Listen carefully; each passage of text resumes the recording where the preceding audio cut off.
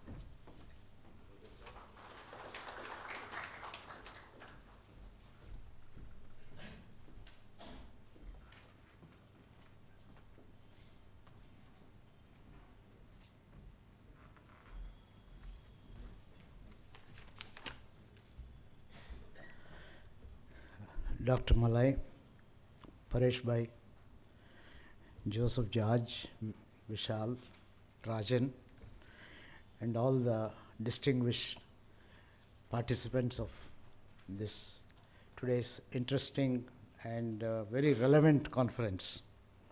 I'd like to welcome you all for this conference, and I hope you will have some very useful time listening to each other, asking questions, and exploring this very important theme of creating and managing value-based and culture-focused people management. I'll tell you a little history behind why we thought of this theme. This is, I think, 7th or 8th conference I'm coordinating out of 18 or 19 conferences. Every time we have thought of a different kind of a theme. This particular theme and the distinguished speakers we have today are thought of keeping in mind the contemporary developments in the world and in the country. What are these developments? I think we all know the developments, whatever is happening. I think the most important development today is that every human being, almost every human being, walks with the world in his or her pocket. The mobile phone. You get very well connected. Anywhere, anything happening across the world, you have the latest information. Including, I think, the percentage of coronavirus cases in each country are available in WhatsApp group. And there are people who keep on telling people which country to go, which country not to go, what kind of requirements are there and things like that. Or what happens in Delhi, you get to know even before it happens. I mean, that is the way the world is. So technology has enabled us to get very well connected with each other. And a lot of information is flowing, a lot of information. UNESCO has come up with a list of 21st century skills to be taught to the youth.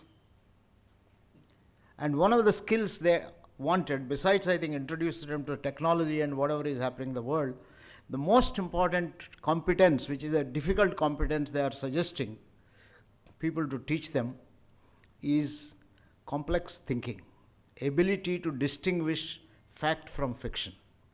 Because a lot of information that gets spread through the mobile, through media, including media. I think one media contradicts the other media if you look at it, and all that you need to know is to open up the, so you know each media house is working for a particular set of people and only promoting their ideologies. And rather than, I think, same fact can be twisted and presented in a way that you believe what this channel says is true, and you go to another channel and you listen to a set of people, you believe what this channel says also is true. So UNESCO said the youngsters need to have, because there will be so much access to information for them, they need to distinguish the fact from fiction. So they need to have critical kind of a thinking to be able to distinguish them. If this is the fate of the youth, you can imagine what must be happening to so many generations of people who are working under the same roof. This is happening in the community. But is it happening in organizations? Do organizations also spread false information? I don't even know if organizations give any information. Where is the question of spread of information? Now, I have had a series of experiences where I have been questioning organizational ethics and values. Not that they are bad. Commercially, they make a lot of sense. But when it reaches people, do they make a sense? I very recently bought a very simple thing. I mean, I've had this experience time and again in Ahmedabad, in various places, but recently in Bangalore, we were trying to fix up some temporary accommodation for ourselves, and we went to a famous outlet of electronics and wanted to buy a mixer. The sales girl there gives us a long lecture about all the mixers, plus, minus, and then promotes one particular mixer, which I never heard of. But we were very impressed with the way, I think she said, no, you know, this is quite a famous brand. Did you hear any time Binaka Geetmala from Ceylon in the olden days. You are an old guy, so you must have heard all this. You know, this used to be a famous company that used to be promoted in those days, and we fell for it. And we took that. My wife said, okay, let's buy this because I think this seems to be an interesting one.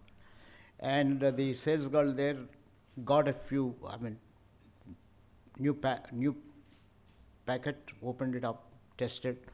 When we went home, we found one of the caps was not fitting. Then we struggled hard, we tried to call up other people. Then there were two numbers that were given there from this company saying that these are the numbers you call. And we call the numbers, they are not operating. I'm sure that is not the only experience. Sometimes when you call the number, there will be a whole series of, if you are going for refrigerators, call 2. If you go for something else, call 3. Then if you go there, if you want service, call this, call that, and so on. By about 10 minutes time, you get fed up and you say, better I must repair it myself rather than. In this case, the numbers were not available. So next morning, I went to the shop. And I went to the shop, and I found the sales girl was not there, because yesterday she told me that, look, if you have any difficulty, you come to me. And we went and asked somebody else, look, this is the problem that we have. She said, that girl who was here yesterday was from an outsourced company. So many people are outsourced. If you go to a retail, any outlet, and you talk to somebody, there is no guarantee. You are not going to ask the sales girl, are you a permanent employee or an outsourced employee? You are not going to ask. You will ask this. But the other girl was nice enough to say, don't worry, sir, I will solve the problem. This is the experience, positive experience we have. Don't worry, sir, I will solve the problem. Very promptly, she tested out a few things and went out of way to replace this with something which I am not very sure if she was allowed to replace or not. But she had done that, and he says, sorry, if you have any problem, you can come back to us and things like that. Now, this is very interesting because this is not the only experience. You will find today the way organizations are run, they are run by all outsourced people. Everything is outsourced. If you are making a particular product, the components of those products are outsourced. The vendors who give you that product are from so many different kind of places. If a small thing goes wrong, you don't know. And if you call up the company, first of all, it's difficult to locate the company, because the company, I think, says that, look, we don't know what kind, where, from which outlet have you bought. You contact the fellow who sold you. When you contact the fellow who sold you, he says, I'm sorry, our job is only to sell. You have to contact the service center. If you go to the service center is outsourced. And everything is outsourced. The delivery fellow is outsourced. Later on, if you have complained, the actual supplier of parts is outsourced. So today we are in a totally outsourced world. Totally outsourced world. Nobody takes responsibility for a product or a service. I mean, I'm sure to some extent we have a doctor in our presence, and Malay is also a doctor. There also everything seems to be outsourced. Everything is outsourced. I mean, you can't get the same drug that a particular doctor prescribes in a particular city in another city, because they say that is applicable in that city. We don't know which doctor has given this to you. I'll give you some parallel drug which may have its own side effect, and the person doesn't explain. You will have to keep on doing this. But in medical profession, we are at least fortunate, because there is Medical Council of India, there are standards, there are ethics, there is culture. I think this is very well regulated. In HR, nothing is regulated. Everyone today or tomorrow can call himself, herself a HR professional. We have a large number of people. If your banking sector is an excellent kind of an example, you can see anybody can become HR manager tomorrow. All that you need is a vacancy there, and then you should be in the good books of the top management, and should be interested in working in the place where I think you will be posted and things like that. So it's a complex world. And I asked myself this question at one point of time. I was listening to Sadhguru Jaggi Vasudev, and we are the ones who started this program called Human is Not a Resource. I don't believe human is not a resource. I believe human is very much a resource, but an unlimited resource. But what we have done is we made human being as a resource, started measuring it, limiting the competence, whereas the philosophy says the other way. So in one of the talks, Sadhguru pointed this out, and it touched me very much. He said that today we are existing in a use and throw culture. use and throw, use and throw. And he gave the example of his grandmother, his mother, which also reminded me of my mother, who used to go and buy in a shop anything, go to a retail shop in a village, you purchase something, and they have a nice little paper in which they put, whether you buy tamarind, adrak or anything, put it and then tie it with thread. And she gets that and she picks up the thread and stores the thread, and over a period of time the thread is used and also the paper is used. And I was reminded of my days where my mother used to do precisely the same thing. And the thread that was saved used to be used for so many other kind of things. That was the kind of a culture, preserve everything. But today we have a culture, use and throw. And that reminded us, this is exactly what is happening in corporations. Get people, recruit people, and after some time when the need is over, throw them out. And that was the time. And even today, you find many companies saying, we have 2,000 surplus, 5,000 surplus, 10,000 surplus, and we don't know.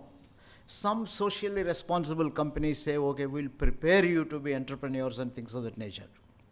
Now again, I ask myself this question, what do we do in this kind of a situation? Why this situation is happening? Why are people not taking responsibility? Why is it this kind of a confusion exists? Well, the world has developed. We are walking on one hand with the world in our pocket with mobile, so much of information. Another side, we cannot vouch who is right, who is not right, what is correct, what is not correct, which information to use, which information not to use. So much so, even those who recruit human beings, I think, are not very sure. They have given up the old traditional method of contacting the company where you work and asking them a reference, because now reference is to be done by an outsourced company, which again outsources, and ultimately everything is outsourced, and you have to have checks and balances. That is, in this kind of a context, I said to myself that are there organizations in our country which have a strong culture, who take responsibility for the products, for the services? It's very, very important. And what is the kind of a culture they have? That's where I went back to, when I kept thinking about it, I went back to, I always reminded of a very interesting experience I have had in my own school. I'm sure, I don't know if you happen to have this experience today, I'm sure it should be, where in my school there used to be a little box in all the school. I mean, this is a local Telugu medium school in which I was educated. The box said, be honest, and they used to put postcards there. It's written, be honest, Mahatma Gandhi, M.K. Gandhi. So you can pick up a card, but put that 5 paisa there. That is what it says. The cards are meant for your use. The truth, speak the truth, to train you to be truthful. Mahatma Gandhi's. It occurred to me, I said, what a wonderful thing that Mahatma Gandhi has given to this country to say, if this country has to grow, if anyone has to be a good human being, first of all, you have to be a good human being, you should speak the truth. And that is where I kept thinking about Mahatma Gandhi's, I think, the economic validity, economic advantage of speaking the truth. Economic advantage of speaking the truth. I'm sure some of you have seen, in the last 10 years, there are several articles that came, some of them came in Economic Times, which showed countries that are more honest, that have low corruption index, and high on values are the countries that got economically developed. Very interesting kind of a thing. That means it is also true with organizations. Organizations that are value-driven, organizations that have great culture, I think are the ones who will have long-term economic development, who will contribute to economic development. But there are companies which may not have done well. I am reminded of a very interesting, again, experience I have had with one group, Mafatlal Group. Rishikesh Mahatlal, I'm sure some of you have heard of Rishikesh Bhai, and I think how nice a CEO he was. They may not have made economically great mark, they may not have come up. But once I was doing some work for them, the driver of Arvind, the old man, Arvind Mafatlal, came to pick me up. This is sometime late 90s, 97, 98, to pick me up from the airport. And normally I converse whosoever comes. Then I was asking him a little bit of where I was. He said, "Sir, I used to be driver of Bade Saab." Uh, so, owner. So I said, "How are you here to take a consultant, a professor from IIM from?" "No, sir, my general pool mein aa gaya hu. I have come to the general pool. I'm not anymore serving with." I said, "Why?" "Because they had to downsize the number of people." I said, "मतलब company, you know." "Sir आप ये बताइए कौन सा ऐसा सेठ है इस कंट्री में जो खुद का मकान भेज के लोगों को एम्प्लॉय करता है?" He was talking about, I think, the selling of the Maftalal house in Nariman Point at that point of time.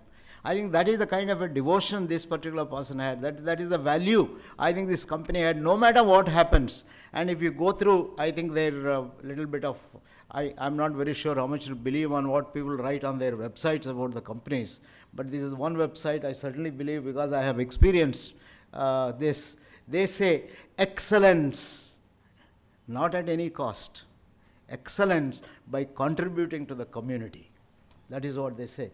Business excellence comes from being competitive, but not at any cost, by contributing ethical kind of an excellence. We stand by our ethics and values. Now, this is one great company, I think, when you look at it. I'm sure that we have many such kind of companies if you start looking at. So, when you look at the culture of organizations, in fact, I have identified a few on the basis of my experience. I'm not saying all those I'm not mentioning are not great companies. On the basis of my experience, I've identified some companies which have very interesting kind of culture, like Larsen & Toubro.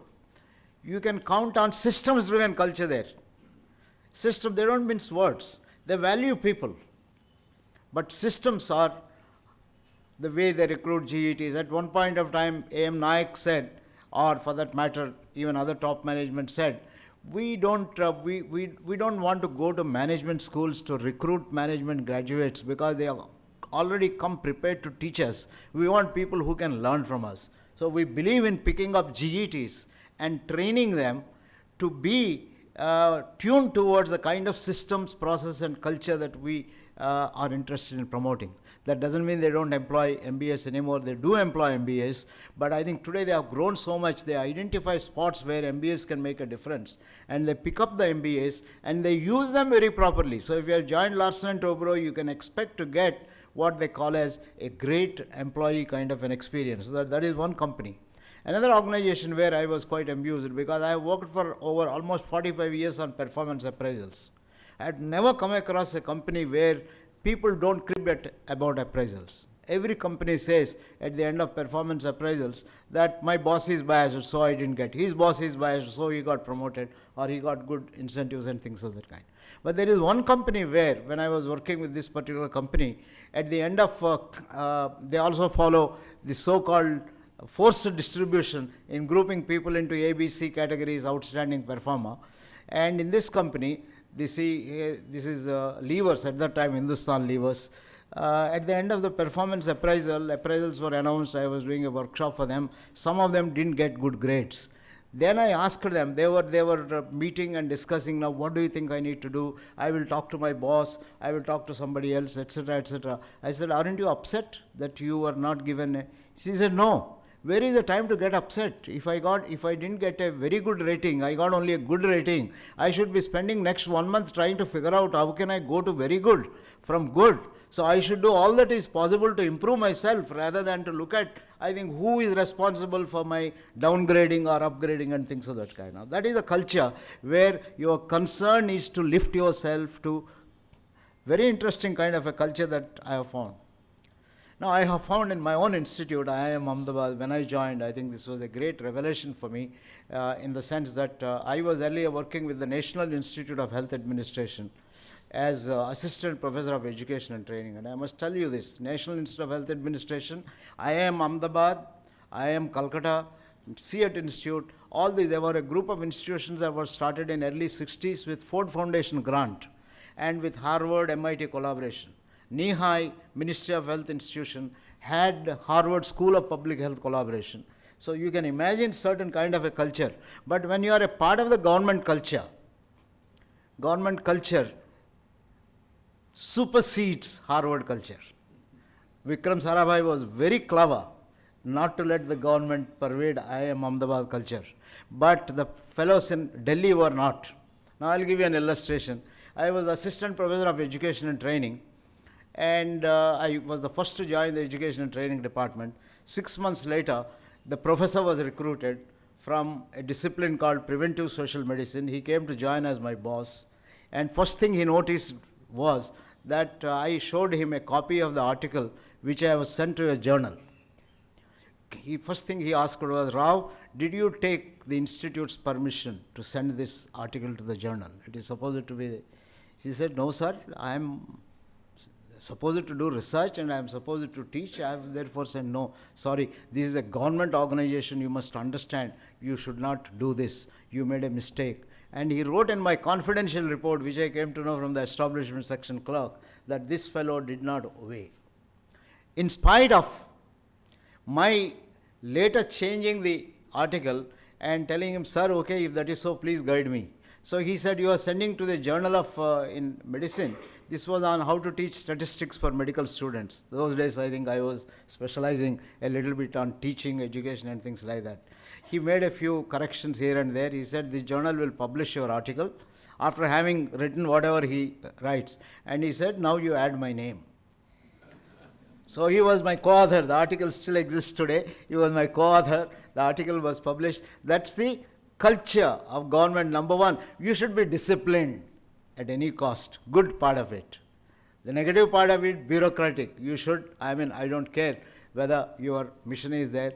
From there to come to an institute, I am Ahmedabad, where in the first month itself, I had to travel to Delhi for writing some book. That was my first book on a status study of behavioral science in population. So for that, so I went and asked I didn't know the rules of I am Ahmedabad. I went and asked my colleague at the time, Professor Narayan Sheth, sir, I have to go here, so there must be usual leave. I'm accustomed to sending notes and all that. He said, no, you just go. I said, what do you mean? How can I go? You just go. There is only one person who should know where you are going and why you are going, and that is your secretary. You mean to say I don't need to tell the director? No, he need not know this. He doesn't. Because if there is any need, he will call your. Only time you go to the director is when you need if you need to take some money because there is a financial accountability, that you have to send a form. Otherwise, you just go. Because this institute runs on trust. Sarabhai's, I think, trust. That is what Mahatma Gandhi taught. In fact, I was going through this interesting, I'm sure, if you have not read this, I would strongly recommend each one of you to read this. My Experiments with Truth, Mahatma Gandhi. In the opening chapter itself, he talks of the people who influenced him. In fact, he narrates an incident where there is this British inspector of schools who came to his school. I'm sure some of you know this incident. And the teacher, even today when some dignitary visits, we put up a big show to impress that. School inspector comes, this entire school, the students are prompted. So the teacher prompted everyone to do certain things. And then the inspector came and asked them to write the spelling of a term like kettle, and cattle with which you carry. And Mahatma Gandhi didn't know how to write that spelling. He wrote a wrong spelling. And the teacher came promptly and he prompted him, no, this is not the correct one. You write the correct one, and gave him the correct spelling. Mahatma Gandhi refused to do it. And Mahatma Gandhi said that, what are you saying? You are the teacher. You are supposed to protect the students from speaking untruth, and you are now prompting me to speak the truth, untruth. So this is something which it stuck in my, I will never do this. He said he the only one stood out for giving a wrong spelling. Everyone else wrote the correct kind of a spelling. He said, I'm very proud. Very interesting incident. Second thing is he talked of, Mahatma Gandhi talked of, is number of times he had seen this play, Harishchandra. How many of you have seen Satya Harishchandra play or drama or anything? My God, this is amazing. I think you should go to your YouTube, find out something on Satya Harishchandra. I think this is a great thing, that story that has been told. In fact, I remember seeing many dramas in my own, many acts, plays in my own school days. We would go and then look at that. There is a particular scene which is totally moving, where Satya Harishchandra almost, I mean, he sells his wife, and ultimately they come to burn, to cremate their own child, and whole lot of things. I mean, he will never tell a lie. If he makes a commitment, he will honor the commitment. That is very interesting kind of thing Mahatma Gandhi talks of. Now imagine why Gandhiji talked of this truth. And I always felt speaking truth has economic value. Just imagine a manager. A manager is no one but, now if you look at the job of a manager is most of the time doing things to chase each other. We don't need managers if people speak the truth. So you don't need them. Most of the managers, what are they? So you want certain material, you therefore order the material, you tell your secretary there is a form to be filled or sent to the purchase department, you fill up the form, send it to the purchase department. After half an hour you are not sure whether the request has gone or not, you call the secretary and again ask. Now the secretary says, sir, I have sent it immediately. After another half an hour you start thinking, has it reached that fellow or not? And after half an hour you find out purchase department, has he placed the order or not? Has he reached the supplier or not? If you look at, I think most of the things, I may be sounding a little exaggerating, but not necessarily in some of the companies, people are so suspicious. Why have they developed? Why do we have to do so much? Because that is the kind of a society sometimes we feel we are existing, where speaking the truth is not necessarily the norm or a value.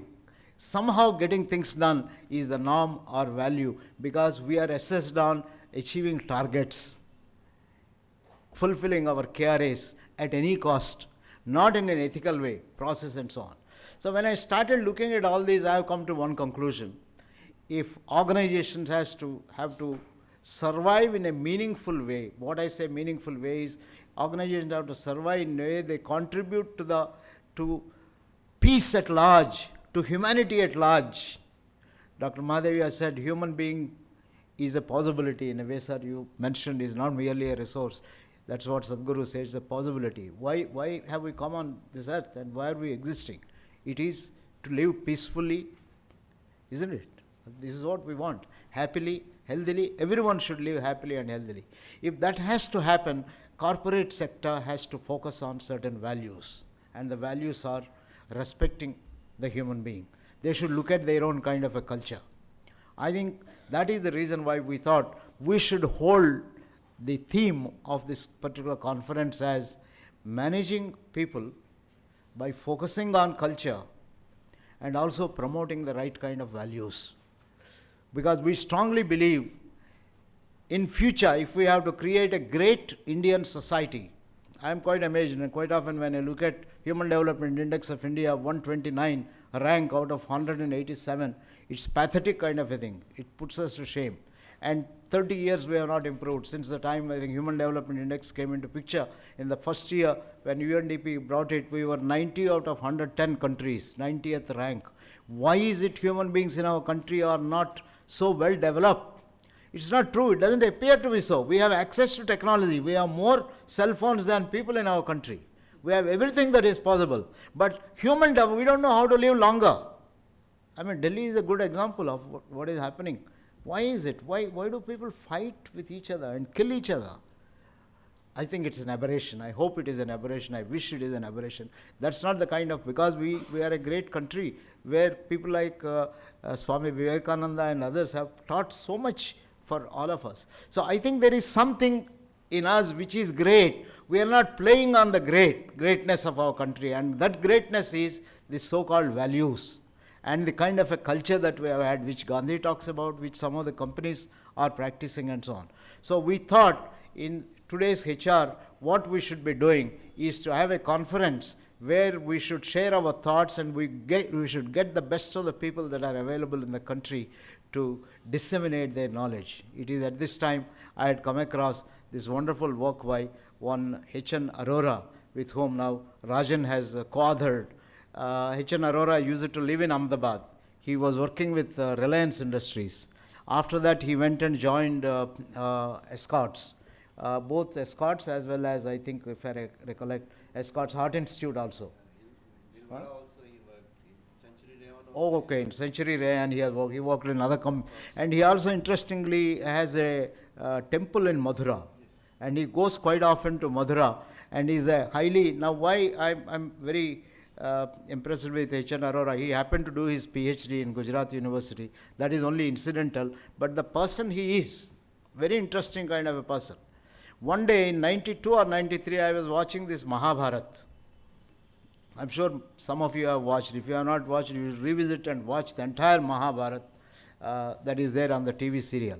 There is one particular episode in which Bhishma Pitamaha was lying on the bed of arrows, and the war is almost getting over or is over, and Dharmaraj goes to ask him about how to be, what are the qualities of a good leader, how to rule when he takes over.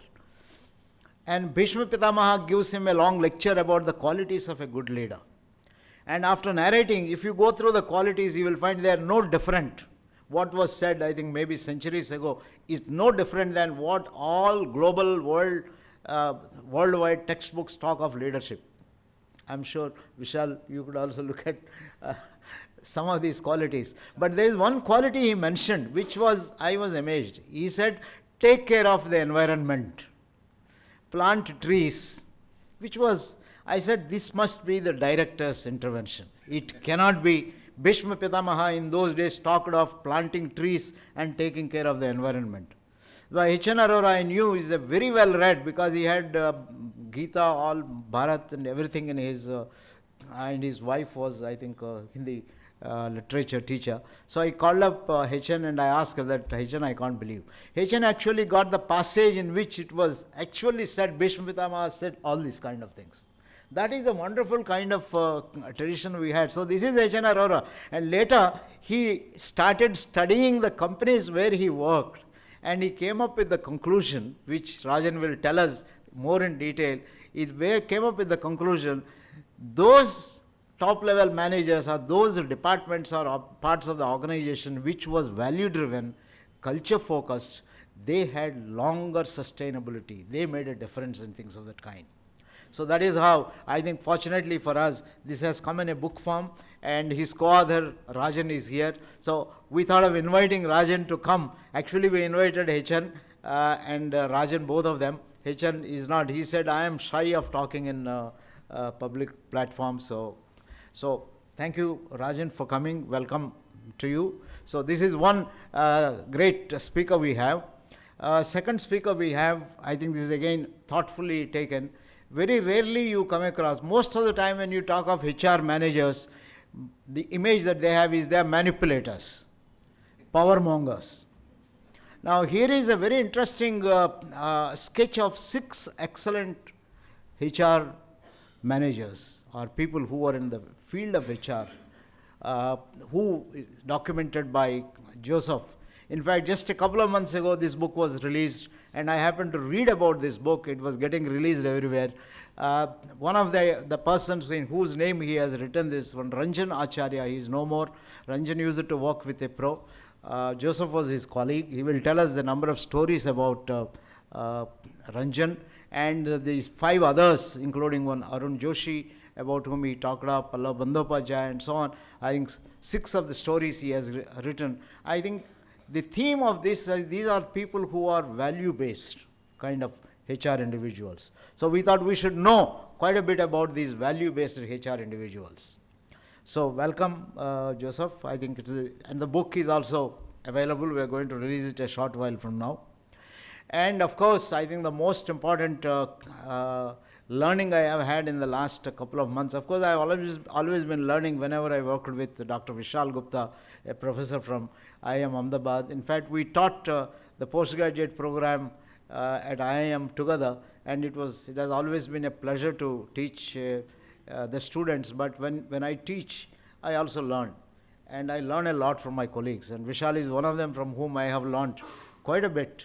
There were 4 of us who were teaching this, and which is very surprising. For 15 sessions that we have taught, we have had 420 email exchanges, if you remember. I mean, that is the intensity with which, I mean, you can calculate on an average what is it that one has to work for and so on.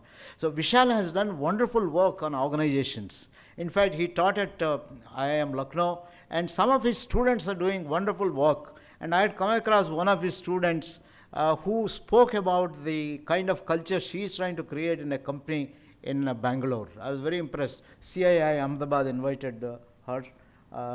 Vishal, you were very much involved in that. Vishal also is currently the president of the Indian Academy of Management Sciences. Very recently he has rich experience and so on. So in this book, he has talked of especially R&D organizations, looking at the kind of culture, and he's developed his own kind of a leadership model, which focuses quite a bit on leadership values, culture, and things like that. So that is how I think we are lucky to have three speakers who are authors of three books. And I think to top it all of it and to inaugurate this, I can't think of a better person than Paresh Bhai. I am associated with Paresh Bhai and his organization in some way or the other. Of course, he acknowledges a lot more than what we deserve. It was only doing a 360-degree feedback, doing a little bit of diagnosis here and there, but very thoroughly impressed with the kind of culture Transpec Industries started with, and which he is now in his own Transpec Xerox, which is more or less a multinational company having a lot of impact worldwide. And as he says, they are quite shy in terms of talking about themselves. Highly value driven, highly people respecting, and culture focused kind of an organization. And I'm sure most of you who know Guruji can expect a company with whom Guruji is a mentor will be quite a bit value driven and also innovative, and may not be talking always necessarily about themselves. So we are so fortunate to have today the conference being inaugurated and given the inaugural speech by Paresh Bhai, who will tell us as a CEO what is the way in which, what is his own philosophy, people philosophy, the way the organization is structured, the focus on values, culture, and things like that. Friends, the entire conference today is devoted to, therefore, focus our minds on the importance of values. What Gandhiji taught, maybe there are some modern values which we need to practice. We talk of octopus values. I'll talk about it if time permits towards the end of the day. So focus on values and promote value-based human resources, because that is the only solution for creating peace on earth and using each other as a resource for growth and development, and yet in a positive way make a difference and so on. So I hope you will enjoy this conference. I want to welcome all of you once again, and we will have the book release immediately after that, followed by the words of your experiences, sir, Paresh Bhai, and so on. So I want to wish you all the best, and thank you for attending this conference today. Thank you.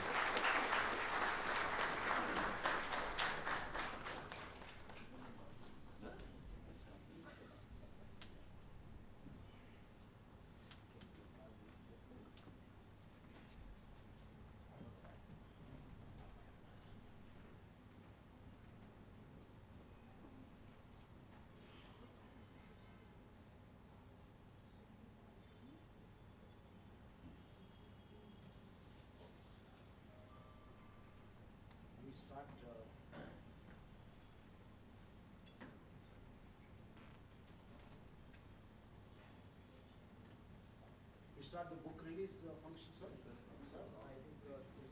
I think we start with Dr. Vishal Gupta's.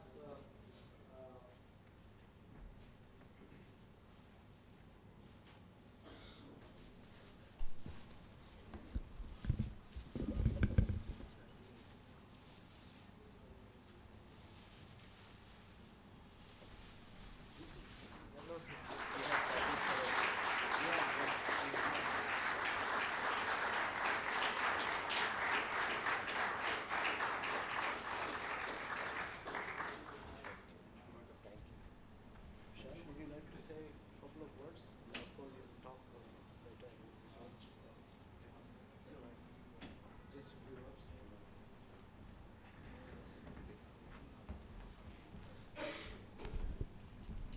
Good morning, and it's an honor and pleasure to be here. I would be talking about the book in a lot more detail at about 12.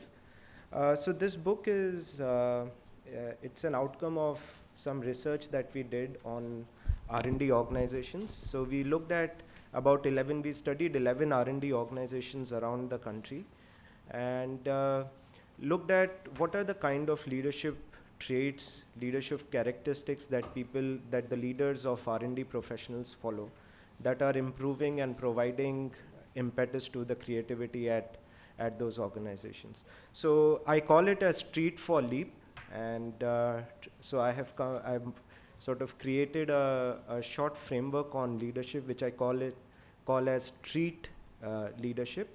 And Treat stands for task orientation, relationships, empowering, authenticity, and team building. And if leaders can follow Treat, the subordinates will find it to be a treat to be working under those leaders. And such leaders enable leap at work. And I was pointed, this was brought to my attention by a colleague at IMA, that I'm going to talk about leap in a leap year on 29th February. So LEAP stands for learning, enjoyment, autonomy. And I'm making a claim in this book that if we have the three elements, which is learning at workplace, enjoyment, and autonomy, the last part, which is the performance, P, will automatically be there. So treat leaders enable leap cultures at workplace, and you get good performance and effective workplaces. So I'll talk a lot more detail about the book in a while. Thank you so much. Thank you.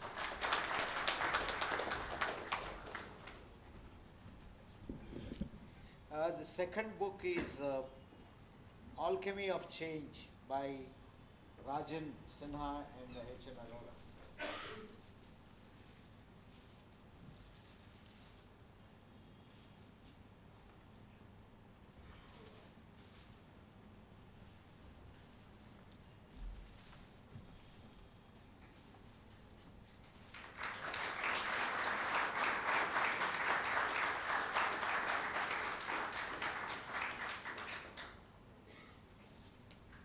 Rajan, would you like to say a few words about the book?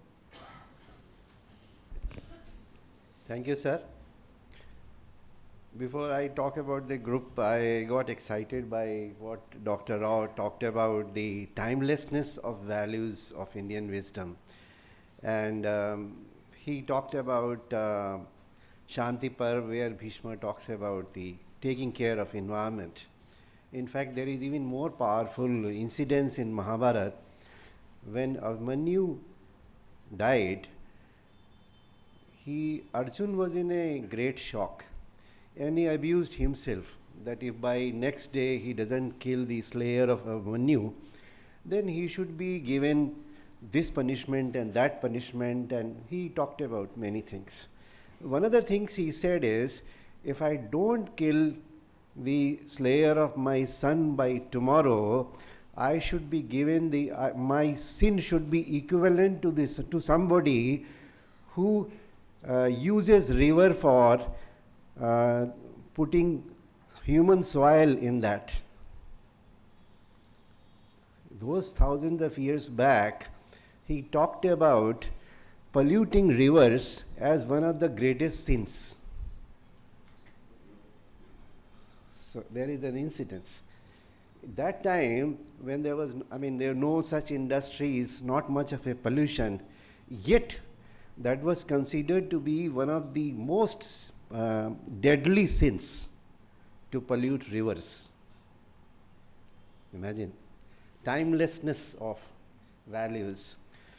Dr. Arora did his PhD under Dr. Rao on this subject of change, where he explored the influence of values, culture, and leadership.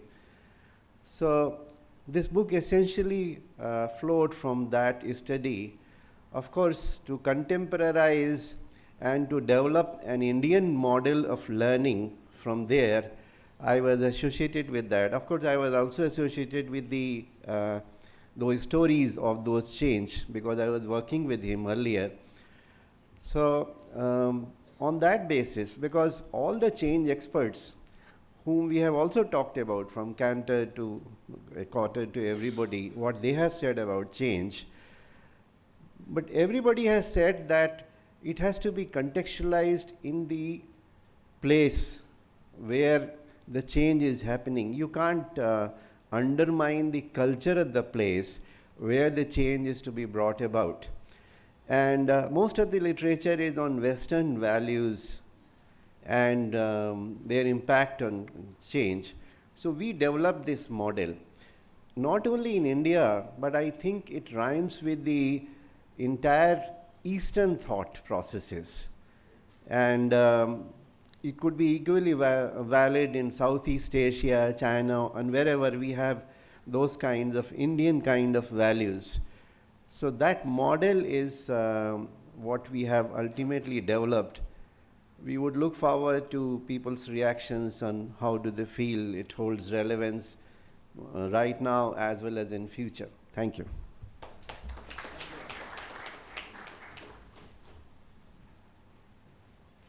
The third book is on Being People by George Joseph.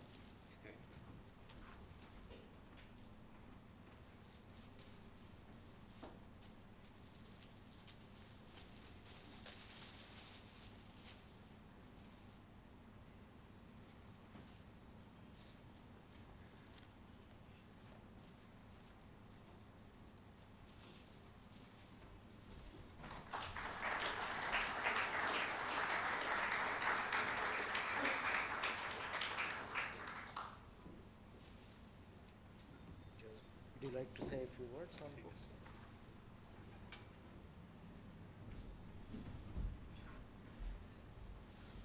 Good morning, all, and first of all, my gratitude to Dr. Rao, Dr. Malay,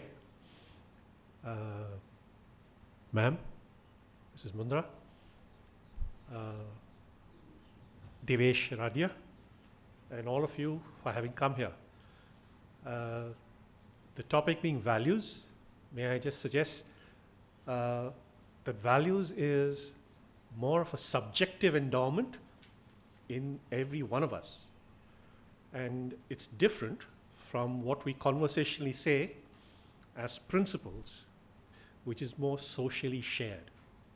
They come from the same region of the brain in terms of the neurology of it, but to the extent that these can be encoded in people is what this particular book is about. My book is on the life histories of 6 people who actually shared certain attributes, not necessarily values, attributes of humane HR leaders. And the attributes are inspired by my former boss, Ranjan Acharya. I'd like, at the very outset, to say this book would not have come about were it not for an extraordinary motivation of a particular kind of publisher. And that's Mr. K. Srinivasamurthy of KK Books, Chennai. Over the last few decades, his motto has been to preserve Indian thought in Indian organizations. And if there's a popular title, apart from management literature he stocks, it's only R.K. Narayan titles. I got to know the association with R.K. Narayan only after the book was released in November, and that's because he's married R.K. Narayan's granddaughter. Okay? But otherwise, there's an uncanny connection between R.K. Narayan and one of the people featured in the book. Please hold on till afternoon. Mine is the last session. Until then, have a good conference. See you soon.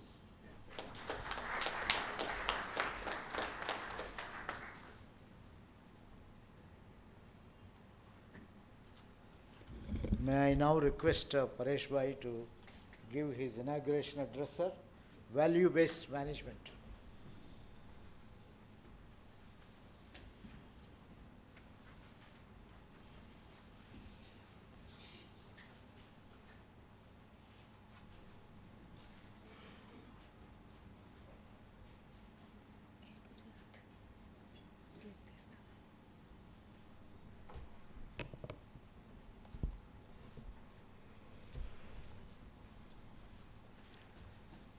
Good morning.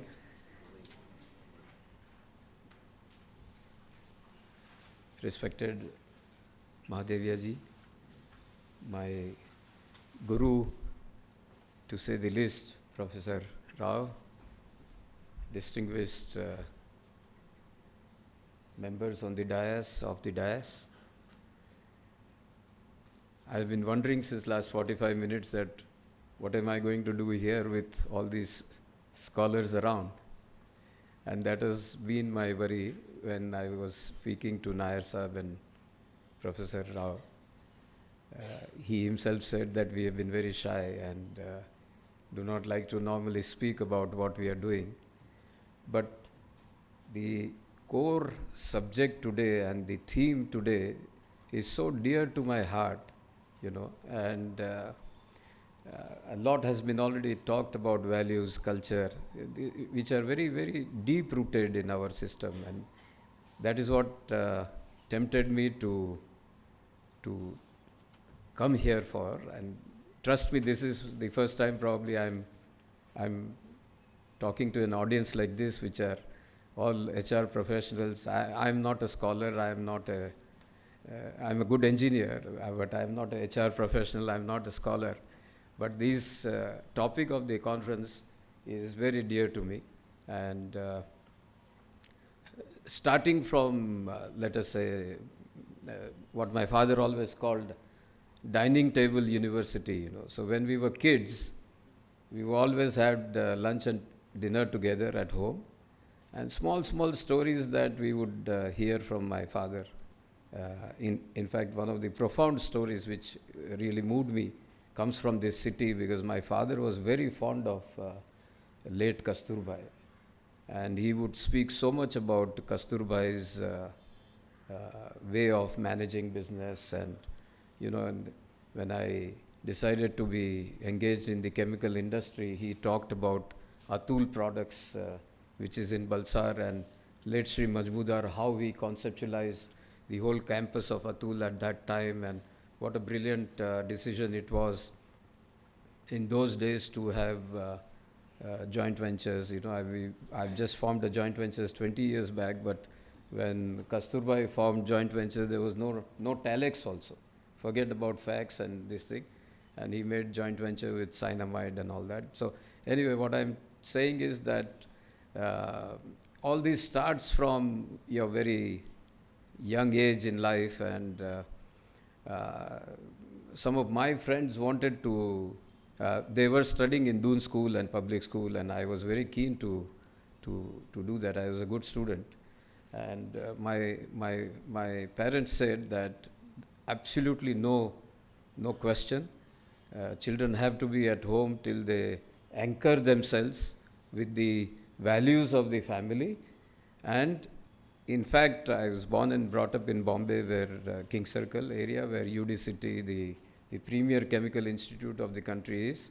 And I wanted to study there. And again, my parents said, nothing doing, you have to be going to hostel. After having anchored the values of the family till the age of 16, you now have to be out and you have to live in hostel. So, culture, values are so profound, and it starts from very early. Whether you recognize or you don't recognize, I think it comes into you, And so let me talk in three parts. Some basic issues about values and culture are well illustrated already. And then I will probably talk to you about how we have nurtured some of these values very dearly. And the interesting part is going to be when a owner-managed company like Transpag Industry, with very strong values and culture, deep-rooted into value system, makes a joint venture with a Belgian company who hardly know India, And trust me, some of these directors of Silox, when I met them first time, mentioned that we haven't seen India on the map. Gentlemen, what are you talking about this joint venture? So from Europeans who have had no experience of India and therefore forget about Indian values and all that, for them to have accepted the way the company runs and manages, and in fact encouraged. That would be some part of the discussion which I thought you may like to understand, apart from all the wonderful theoretical and brilliant analysis that we will have later in the day. So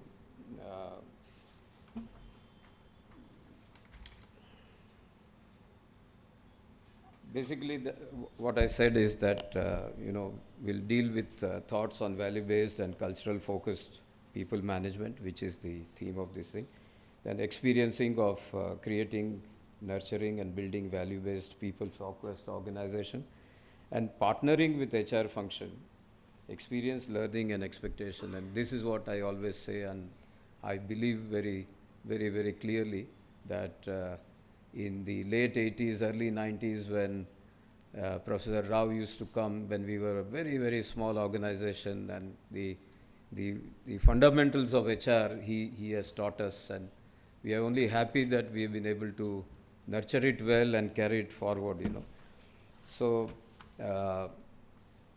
some thoughts on value-based and culture-focused management we'll just go through. So, like he said,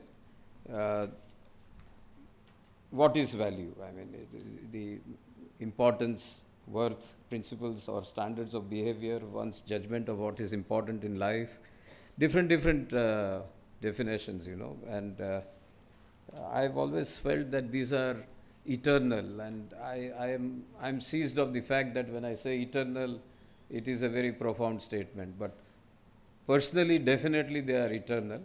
Organizationally there is a 200-year-old organization. If I say eternal, I don't know, but values are really like precious metals. They appreciate over a period of time. And I have personally experienced that when these values are well defined, the clarity and the direction that it gives, especially during the uncertain times, you have to believe me what a profound outcome and valuable outcome one gets out of it. And I can tell you that after a very, very successful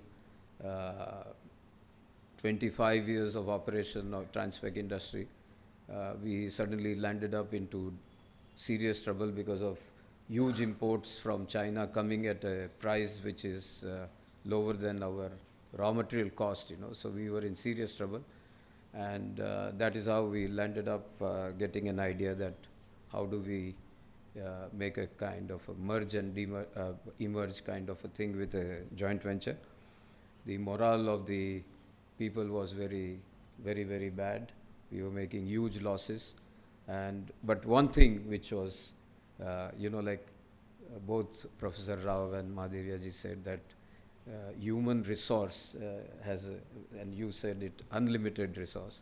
So we had firm belief in the people we had, and shared vision that we all carried, and that pulled us through and made again a very, very successful joint venture. I also believe value provides a unique meaning to way we live, and it can also influence, it is a tremendous amount of this thing, and make the life very meaningful. So what I've said, values held and values created, and it is kind of a wonderful circle that we go into. Now, value practiced by a business is a reflection of the values held important by the promoters and executive team. We need to practice what we say, So at Transpec Silox, we always say what you do what you say, and unless you practice what you say, the essence of value gets really diluted. Now, inherent beauty and power of business enterprise is that these are some bullets I thought I should share with you, that business enterprise fundamentally originates to serve the unmet and unfulfilled needs of certain sections of the society. Now, this is a very simple definition, but what do you cover in unmet and unfulfilled needs of the section of the society? Now, see, one example that we were just talking before coming here is of corporate social responsibility. Now, Government of India has made it obligatory that 2% of our profit we need to spend on corporate social responsibility. I go back 40 years and we had no compulsion of this nature, and we were very quietly doing. In fact, the location of the factory, we came to Baroda because IPCL was just announced, and everybody was asking us that why did you not buy land near IPCL, and why did you go in a small village which is far away from IPCL if your purpose is to manufacture chemicals in Baroda 50 years back. So trust me, Govindji Bhai Shroff and Kanti Bhai Shroff, whom you know, sir, decided to be in this small village just because, it was clear even at that time that we need to give back to the society from where we get so much.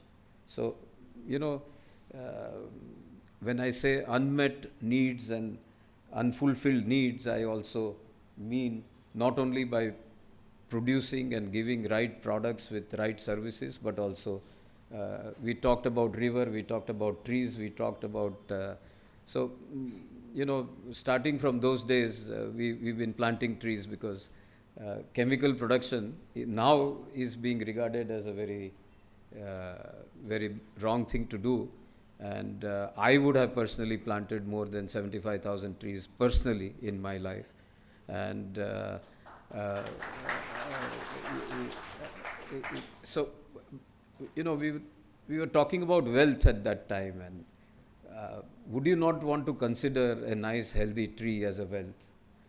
Would you not want to consider a person working in your organization as your team member who is happy, who is satisfied, who is secured, who is loyal as a wealth? I would want to consider such people as wealth, Now, some people will consider wealth only in terms of financial numbers, and this I thought was very, very narrow definition of wealth creation, And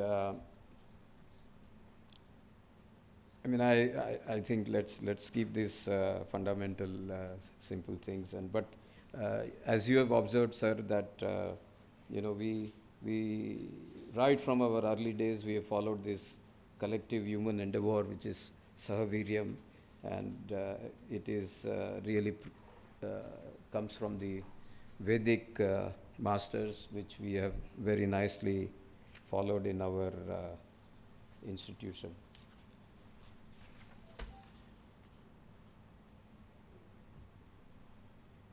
Now, value creation in business, that, there are questions that we need to ask and then make a choice, And the most people get confused when we talk about that, who are my key stakeholders? And, usually you get to hear that the promoters or owners or stakeholders are the people who own the shares of the company, Then you want to say that what about employees, what about suppliers, what about customers, what about society?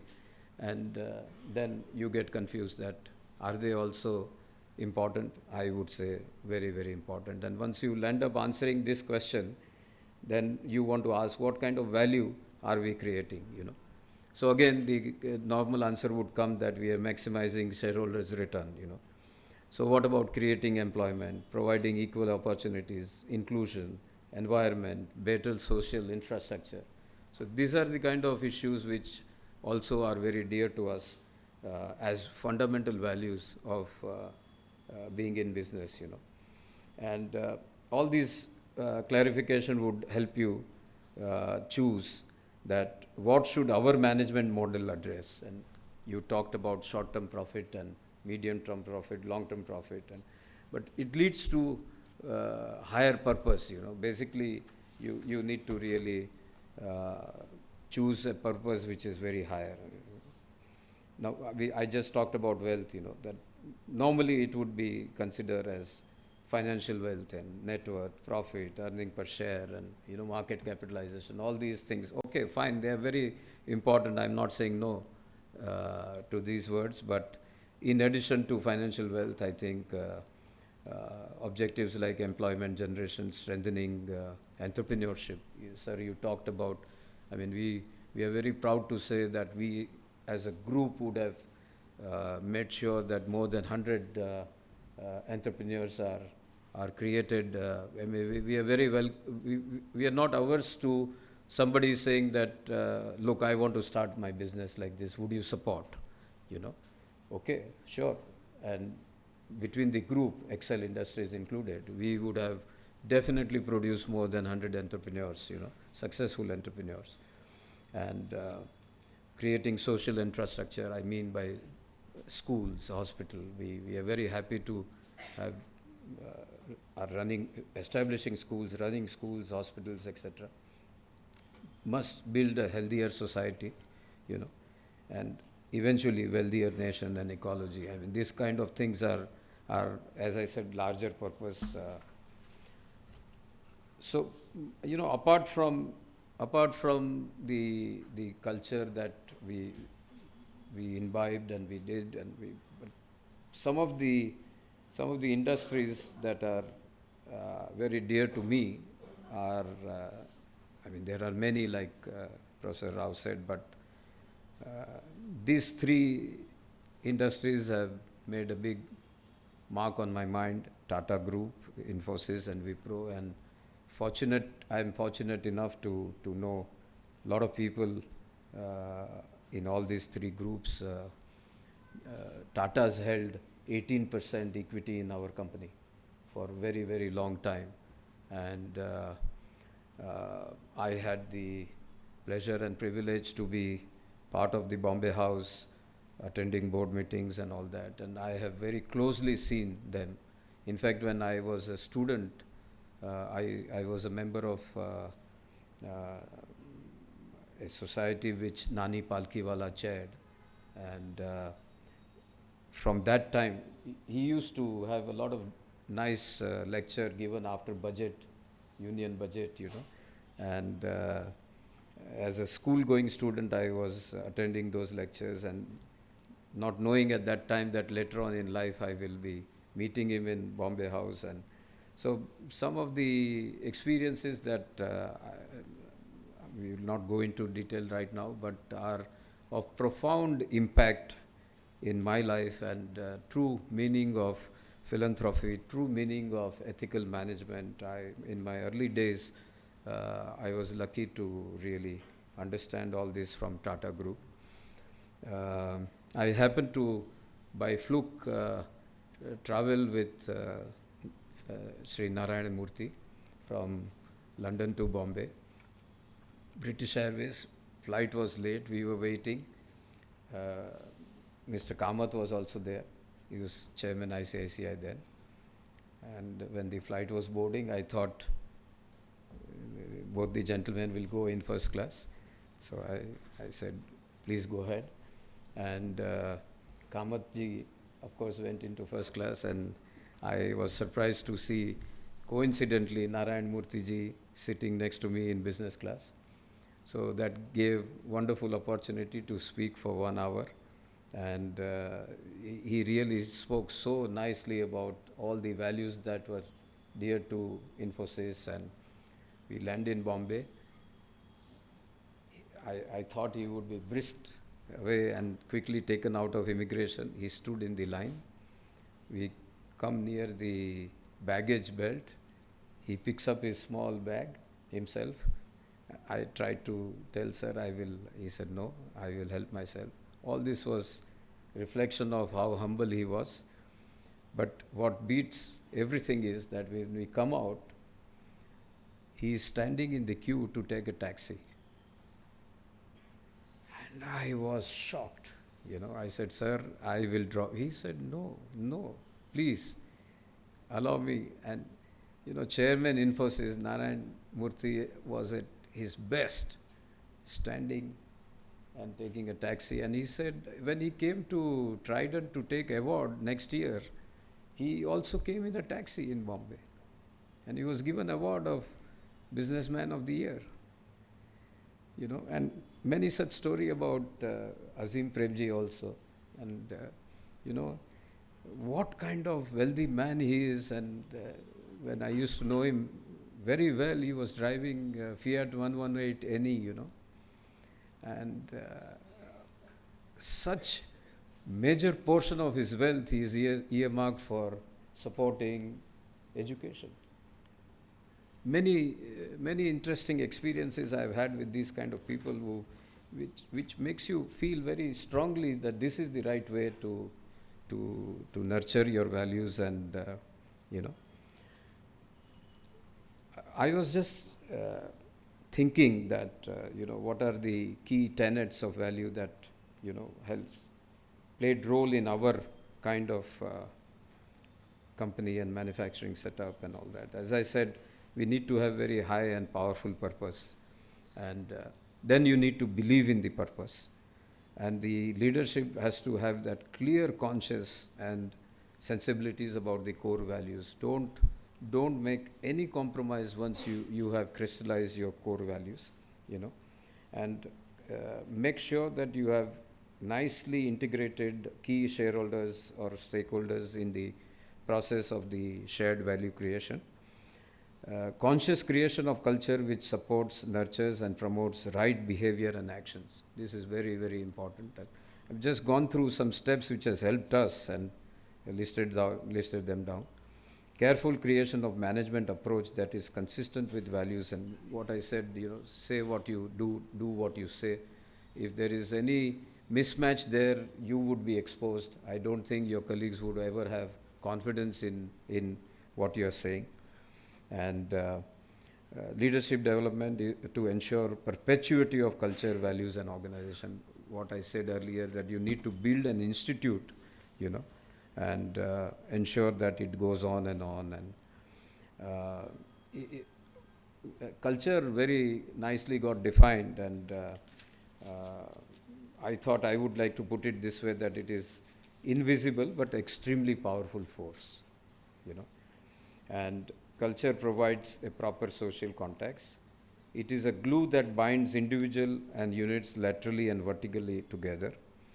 Now, you see, when I went after my engineering to Baroda, we were about 25-30 people in Transpac, and I decided to live in the factory, which was 5 kilometers from the railway station. But 5 kilometers from railway station in 1975 used to be like calling somebody to Anand, So when I used to tell my friends that come and visit me, they said, no, when you come to the city, we'll meet you.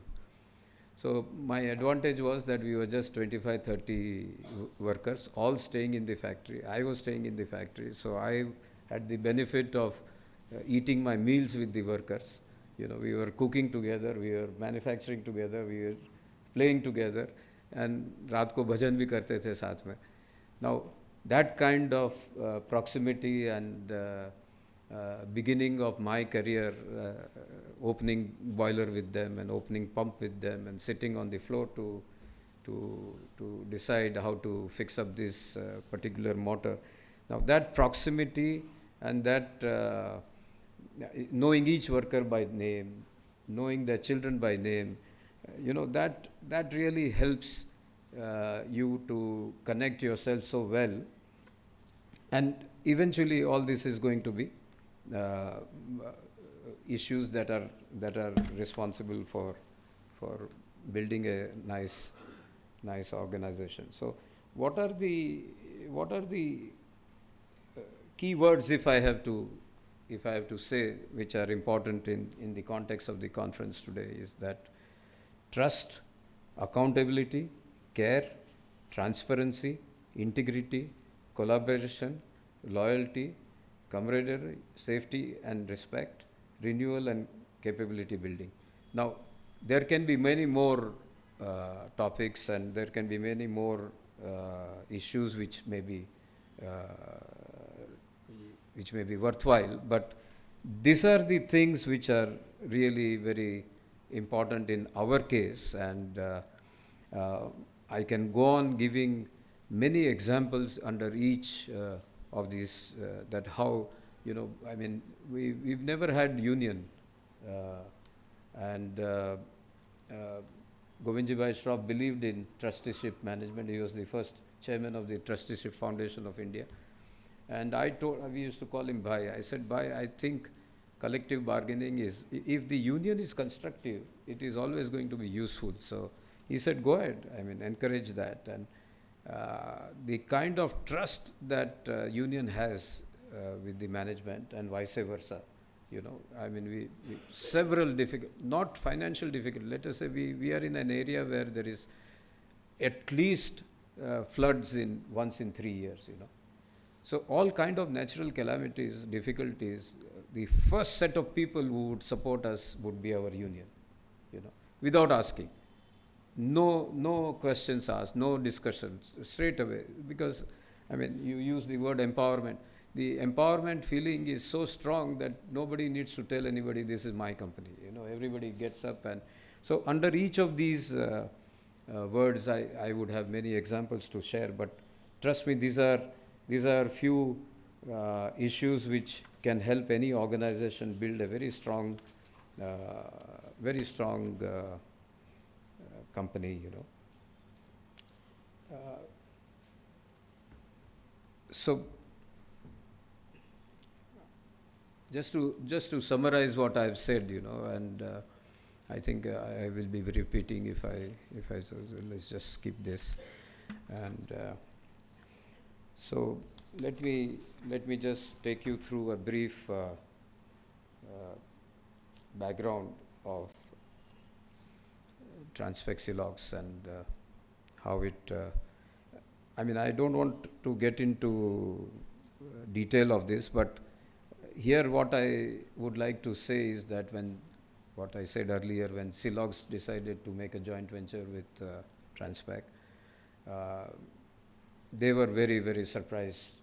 Europeans do not have this mindset that we could be so comfortable and free with union. We can be having what they found very surprising is that our management style was such that empowerment was given highest importance, and each department head would have understanding of another department. They became truly stake owner, and so these are the kind of sir, you talked about excellence, and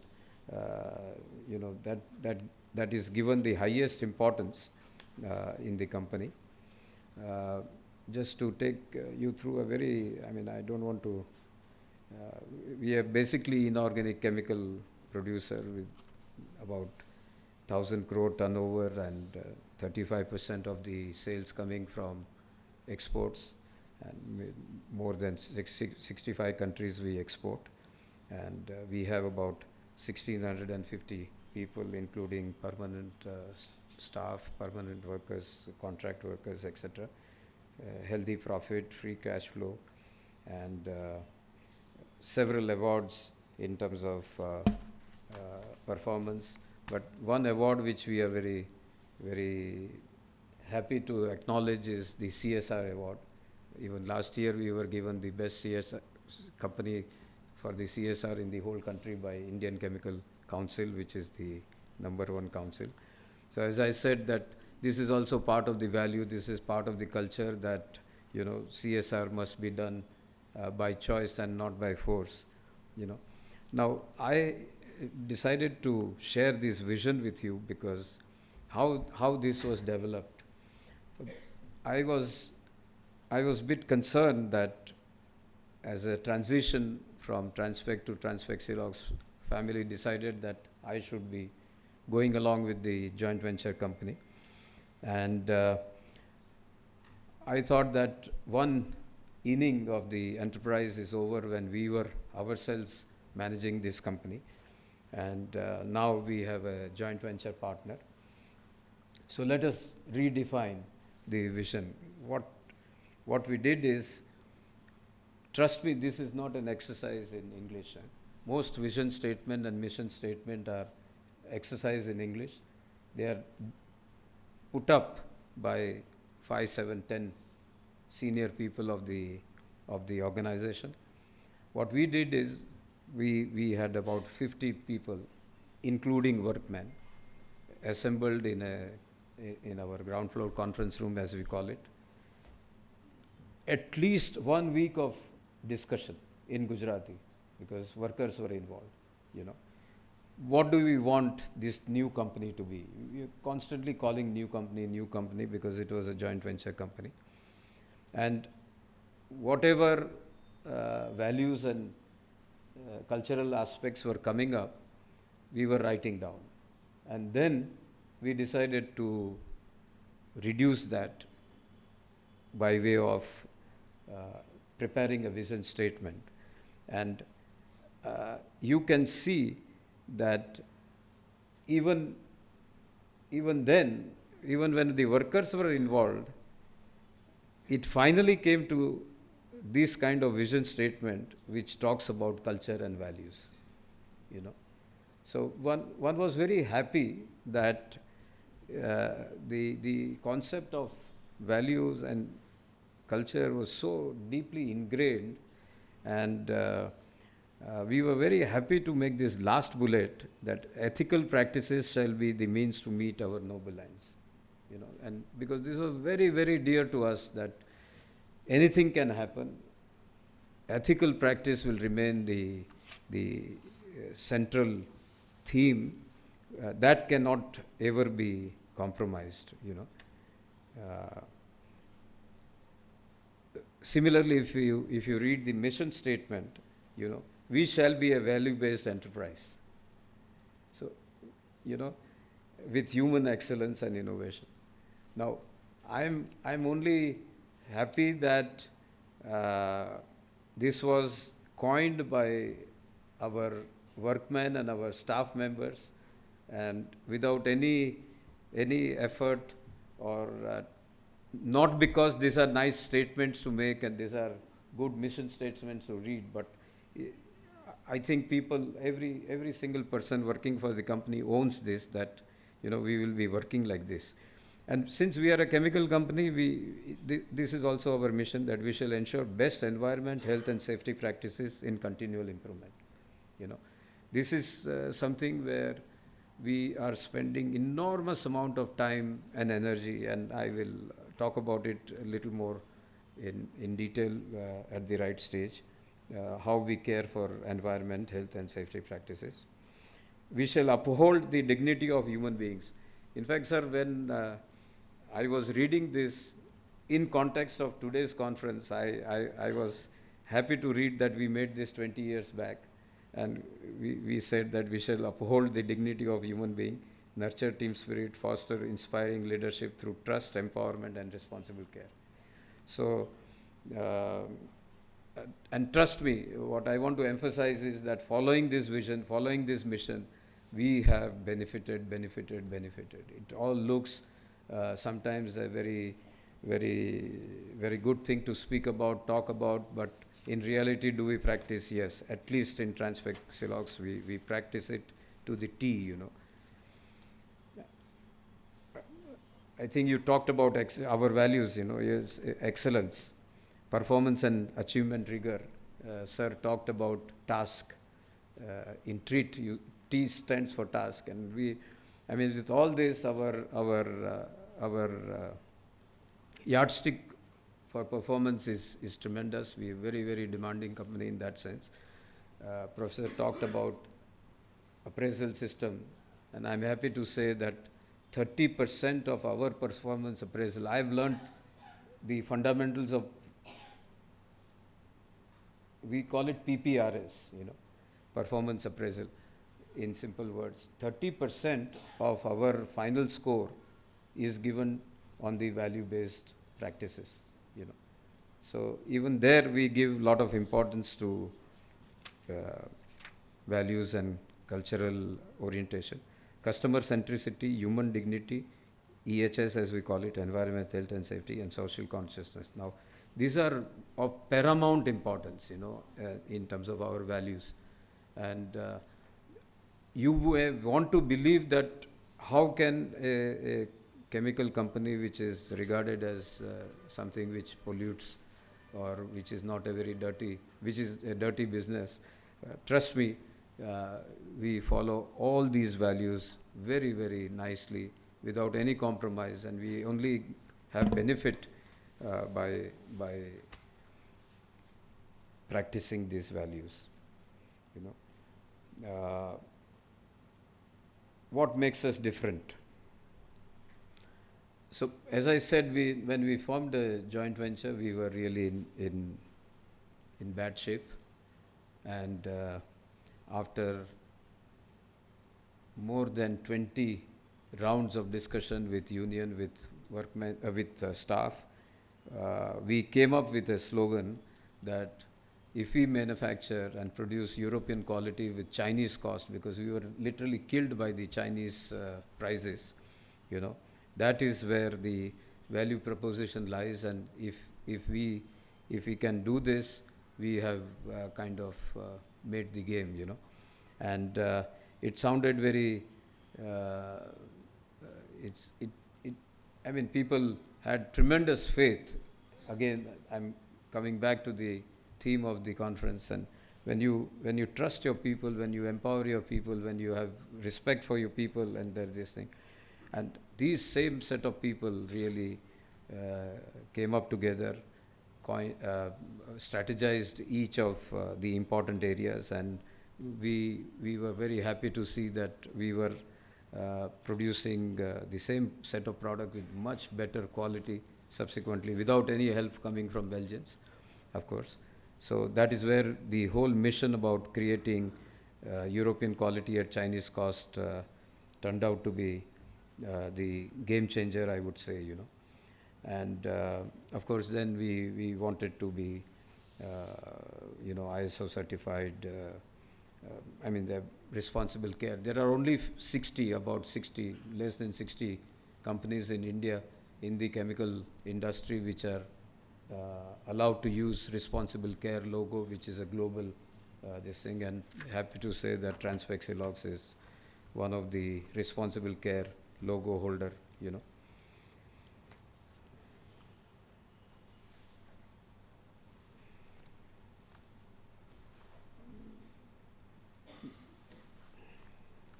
I think this may not be relevant. I just wanted to say that way back in 1990, all the employees were given 200 shares. We were a listed company, and Atulbhai Shroff, my partner, suffered a mild heart attack, and he was in hospital. I remember this scene. And in the evening, I went to see him, and he said, Paresh, how many contract workers we have? I said, Atulbhai, you are in ICU. And he said, answer me. And I said, 200. He said, can you make sure that in 48 hours, these 200 contract workers be made as permanent workers? I was surprised. I said, Atulbhai, it would cost almost double. Contract workers are probably half as expensive as our own workers. He said, no, by the end of this month, we need to give shares to all our people. I said, yes, that is all organized. So he said it would be unfair not to give shares of the company to contract workers. So let us make them permanent so that they get the shares. I mean, this was profound. I had, out of respect, I did not say anything, but it took me whole night to think whether this was the right thing to do it or not. But at the end of the night, I got up and I said, no, this is the right thing to do, come what may. I want to believe that there would not be a parallel example like this, that you make your 200 contract workers permanent just because you want to give them shares of the company, listed company, and in 2 years, 10 rupees share became 950 rupees. So this is the, and I know so many of these workmen personally, and I want to believe that 60-70% of them sold these shares with our knowledge and consent and bought homes. You know, a very large cross-section of our workmen today have wonderful, safe home in the city of Baroda. Now, this is, to me, this is a wealth creation, you know, that you have very satisfied people having security of life, having good homes, had enough money to send their children. The only promise we were taking from them is that please ensure that your children go to school, your children go to college, your children must come on motorcycle. Those days, we had people coming on cycles, you know, and I remember our telling them that your children should study very well, they should come on two-wheelers, motorcycle, and they should be staff members, you know. So, and quite a few workers' children are staff members in our company now, you know. So that is the kind of history we have gone through, and I think I'm taking too much time to. So what really helped, you know, we at one time we had not given increment for 3 years because we were in trouble, and everything was going wrong, and what helped really in eventually turning around this whole company is we had very highly engaged team which had good knowledge about the company, and we wanted to really develop technology which would be called cutting edge technology. We had determination that we would become most preferred suppliers. Now, I'm very happy to say that for the reasons of confidentiality, I cannot give more information, but number one chemical company in the world, in the Western European side, and number one company in the world on the Japanese side are totally dependent on Transfexilox for last 15 years for their product. You know, they have given us their labels, they have given us what we call MSDS, and we look at the kind of trust that they have on the company that when it comes from Transfexilox, we need not worry, the quality must be right. And I mean, these are giant companies, these are not amongst the Fortune 500, these are amongst the top 10 companies of the world. And interesting, when I was in Germany and, for the final discussion with this giant, I walk into the boardroom and they said, your colleagues are coming late. I said, no. We are 8 people here. We are going to talk about various aspects, including legal, quality, etc. I said, sir, I will reply. Finally, after 3 hours of discussion, the chairman says that, Mr. Saraya, I have a last question. Tell me, why should I trust you? So I said, sir, can I answer the question by asking a question? He said, don't make it complicated. I said, no. I said, why should you not trust me? You know. And then, of course, he had a standard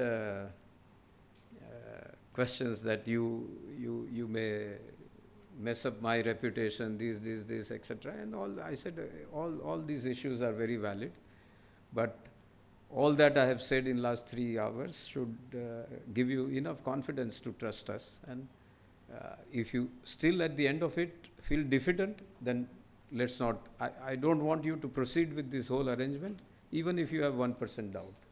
But trust me, we will not let you down. And this is almost now 15 years old story and going very well. So when you practice what you say, and when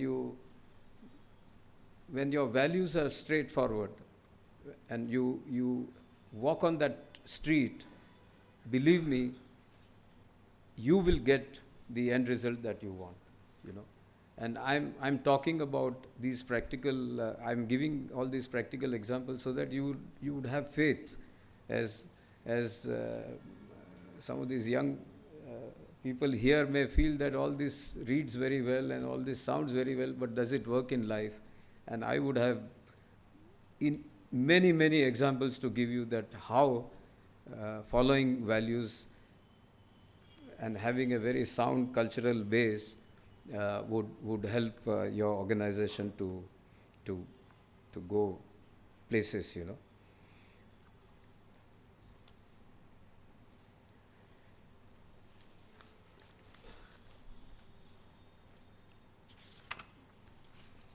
Now, as I said, limiting yourself only to promoters and owner. I mean, I have been myself a shareholder, but if you only think about returns to shareholder and ignore everything else, then you are really limiting yourself to a very narrow definition of value creation, you know. Now, this value creation is, of course, different from the values that we have been talking about so far, but those values help creating these values that we usually chase. Now, some of the practices that we have very dearly cherished over a period of time is, in terms of values and concepts, are human dignity. I've said earlier, camaraderie and respect, loyalty and care, collaboration. Now, what kind of practices do we have? So, let's say in terms of what we call Foundation Day, we have a great celebration. We call some of the, I'll come to that later on then, and some of the people who have made different impact in the society. Again, no politician, nothing of that sort. Just people who, for example, one of the Foundation Day we called Bombay Dabbawala, you know, and one of the Foundation Day we called, I would like to call it original Pad Woman, you know, before that film came about Pad Man. And so people who have made impact in the society and by their own commitment to the values that they stand for, this kind of practices we follow. Founders Day is called Papa Jayanti. We used to call late C.C. Shroff Papa, and that is what we call Founders Day. For 10 days, it's an HR event, you know. In fact, we just celebrated 23rd February is the Founders Day. So 10 days before the Founders Day, we have cricket, we have all kinds of chess, badminton, all games where workers and staff play together. There are very many teams. It ends on the last day with a kind of what we call fun fair. Workers and staff come together, they play, they have stalls, their wives would cook nice snacks and serve it. So 10 days of constant interaction between staff member and workers by way of playing games together and finally getting award. And you know, so these are the kind of practices that we follow, and the end results are so good that you would be very surprised to know. Some of the practices, sir, you are aware, and the two that I wanted to highlight is we have what we call drop catches, which is like a missed opportunity, and the people are aware about what could have been done better and things like that, you know. So probably I'll just like to end by saying that now this is the picture of these Dabbawala and Pad woman Swati Bedekar and Anuradha Prabhudesai, who shared with us her experience of working with the military, and you know. So some of this quickly I'll go through. This last week, what I said, we had this is young girl, 19 years old, Mira Irda. She's the youngest champion in the international competition, and she awarded all the prize. And you know, like you said that Mr. Nayak was quoted saying that they don't recruit people from IIM and all that. We send our people to IIM, but we get them to also train our team. Tremendous commitment for CSR. And again, now just the last 1 minute of, as I said, that this is very dear to us, and we have no obligation as inorganic chemical producers, but we regularly do a proper study by independent faculties to study our biodiversity. And you will be surprised to see that we have so many, in chemical factory, we have so many different type of species and insects and reptiles and all that. And the factories are surrounded by green belts all over. The nearby villages are encouraged to get into good practice. And something which I would have really liked to also share, but in a way I've said that engagement with HR has been phenomenal in our case, and in 3 different areas, namely strategic change and capability building and relationship, and in all these lot of importance is given to values and cultural aspect. And the learning from interaction with HR has always been tremendous. And sir said that enough technology solutions are available in transactional and administrative HR. So we've move up the value creation ladder, and we insist that HR is more with people and business issues. So the last statement that, as I said in the beginning, that I have enjoyed learning always, and my major learning has been that invest in people, invest in relationship, values and culture, and that will take you wherever you want to reach. And more importantly, personally to myself, it has been a great nourishment and gives me a great satisfaction and meaning to life in many ways. Thank you.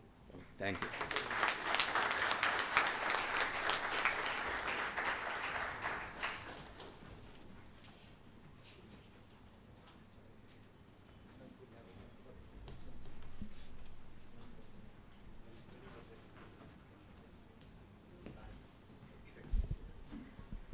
Thank you very much, Paresh bhai. We would have loved to have some time for questions, but I think it's also getting time to break for tea.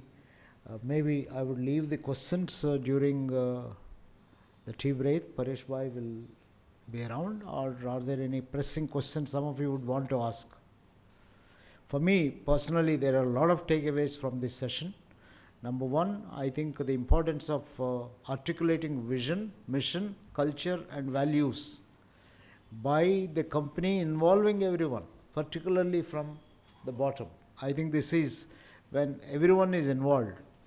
And respect for everyone comes from the beautiful incident you have narrated of Atul bhai on intensive care unit saying that can we make these 200 contract employees regular and make them shareholders of the company. I mean, there can't be a better example of human values than this. And your entire narration talks of how you treat the entire community where you live, not only where you live, but people whom you serve as a larger community. And you are focused on, so respect for human being is not only respect for your employees, but respect for customers, respect for the society in which you live, which is all through whatever effort you have mentioned, I think talks of. And also personally, the examples you have quoted of Narayan Murthy, Ratan Tata, and I think you yourself, Atul bhai, I still remember a story I was told that Atulbai invested some 60 lakhs of rupees in early 90s and got a R&D person to head R&D, and then some equipment was bought for the 60 lakhs of rupees from Germany or something like that. And then there was a blast, and the whole thing got, and the person whom he recruited went with his resignation to Atulbai. And apparently Atulbai said that I've just invested 60 lakhs on you, how can you leave? That is the human, I mean your capital, failures are your capital, which is a very amazing kind of a CEO's outlook. If you fail, and just now you have mentioned missed catches, is a very interesting kind of way in which you are looking at learning from things that you are not able to do and so on. So I think it's a He said, good, now we know what not to do. what not to do. Yeah, that's right. So it's wonderful. I think culture, values, these are very important, sir. You are a personification of this, and your talk reinforces my belief that CEO is the first HR manager. If CEO doesn't do HR, I think HR managers can't do anything else.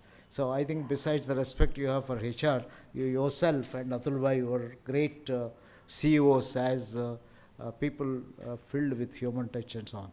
So thank you very much for this beautiful talk, and it's wonderful, sir. Thank you.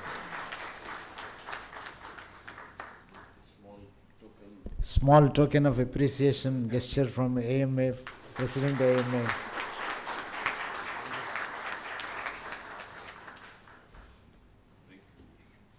We'll break for tea, half an hour. We are back, and we will start with Professor Vishal Gupta's talk. I'm sure you will enjoy his talk very much.